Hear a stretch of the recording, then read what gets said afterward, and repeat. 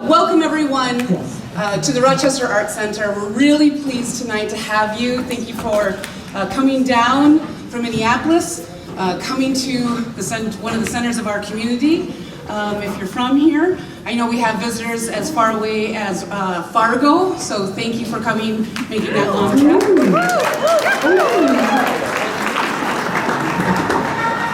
We had a bus load of visitors from Minneapolis coming down, kind of a reverse action on the Rack and Back bus. My name is Megan Johnston. I'm the new director here at the Art Center. Thank you for joining me tonight on the occasion of the opening of the Amanda Curreri exhibition. I should be off center here a little bit. The exhibition, The Calmest of Us Would Be Lunatics. We're thrilled and honored to welcome Amanda, as well as Frida Kahlo and Kata Kalowitz of the Guerrilla Girls.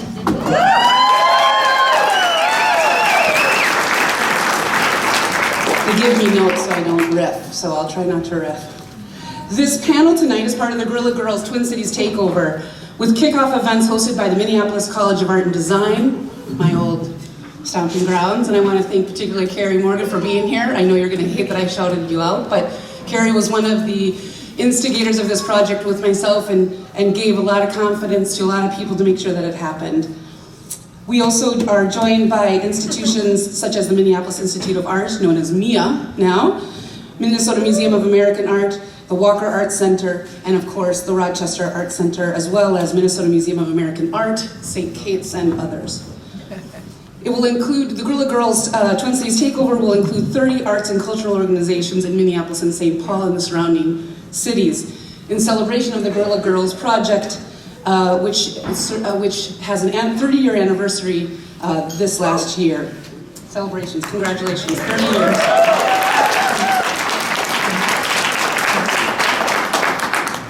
From small nonprofit art centers to major cultural institutions in the region, these partners will be highlighting gender and race inequalities, taking on stereotypes and hypocrisies, and promoting artistic expression by the often overlooked and underrepresented. Over this 8-week period, starting this week, over 50 exhibitions, discussions, performances, and special events will take place. And I think it's worth noting that the Rochester Art Center played a role in this. In 2013, when I was an adjunct teacher at MCAD, some crazy people asked me if we would go ahead and try and do something with the Guerrilla Girls, as I had done in Ireland. As a curator, I said, no, why would I want to do that again? I've already done that. But pushed, and knowing what the potential could be to have the Guerrilla Girls pulling people together and asking important, urgent questions that are still very, very relevant, focused our attention to bringing all of the institutions together and many of the educational, especially the art schools together, to work collaboratively. This is the first time, the Twin Cities Takeover is the first time that all 3 major institutions in Minneapolis and St. Paul have ever worked together collaboratively. Wow. So I think it's good.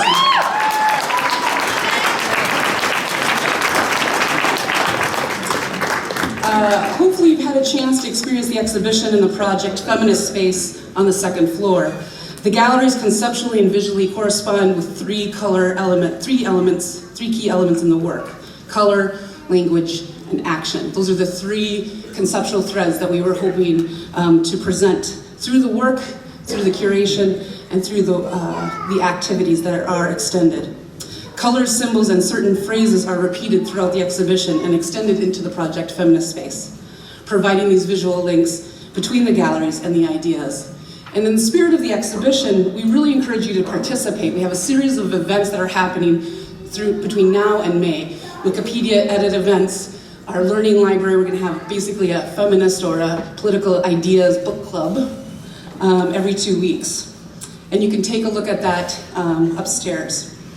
You might have noticed the red Ractivist hashtag, so we encourage you to be on tonight. Go ahead and look down a little bit to tweet, Facebook, and Instagram, and please use the hashtag Ractivist throughout. There are many opportunities to see one and to take selfies throughout the exhibition, and you can also check out our website for more programs. So there are many common threads between the practices of the Guerrilla Girls and Amanda Curreri. Intentional visual strategies of the use of color, bright color, being informed by social justice and cultural topics, and the invoking of social activism as a methodology for engagement. These threads will provide the framework for our conversation tonight. It is my pleasure now to introduce someone who has impacted me as a curator and as a thinker. My colleague Susannah Magers, who is the curator of The Calmest of Us Would Be Lunatics. Susannah just started with us about 6-7 months ago. There she is. Please welcome her for her first major exhibition, curated project, and her first major show with Amanda Curreri. Thank you.